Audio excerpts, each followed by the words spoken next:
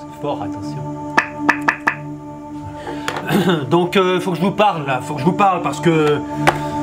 Ça me révolte encore. Alors, je sais pas comment, je sais pas par où commencer. Bon, vous avez vu ces images affreuses, là, du lynchage, quoi. C'est un lynchage de Kadhafi, bon.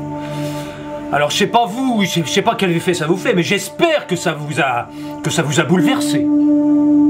Parce que si ça vous a pas bouleversé, je comprends pas.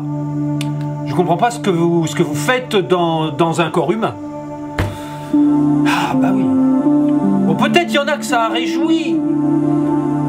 Alors, ceux que ça a réjoui, c'est à vous que je veux parler, parce que ça vous a réjoui comme si vous aviez été, je sais pas, effrayé par un serpent, très effrayé par un serpent, et que quelqu'un arrive pour vous sauver de ce serpent mortel, et que cette personne tue le serpent. Ah, vous avez envie de vous réjouir, vous êtes soulagé. Bon. Alors, ce que je voudrais que vous compreniez, c'est que cette réaction de joie, là, c'est un soulagement face à la peur, face à la mort, face au danger. Bon. Et ce que je voudrais que vous compreniez, c'est que c'est une réaction profondément animale, une réaction profondément de défense, de fuite, ou de combat, ou de peur.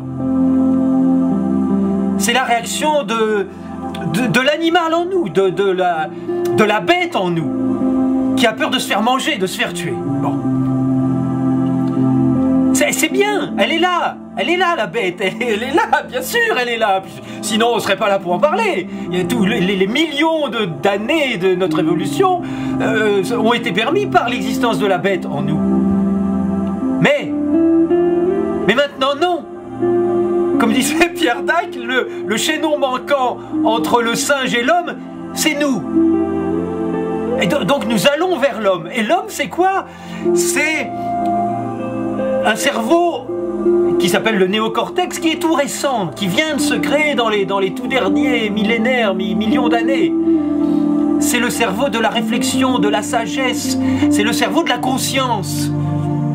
Et donc, c'est cette partie de nous qui est notre humanité, qui nous permet de nous voir en tant que bête, de nous voir en tant qu'animal, et non pas de nous juger, mais de nous faire comprendre que parfois les réactions bestiales et animales ne sont plus utiles, doivent être dépassées par la réaction humaine, par la réaction de la compassion, de la réflexion, de la compréhension, de la paix, de la recherche du dialogue, par la parole.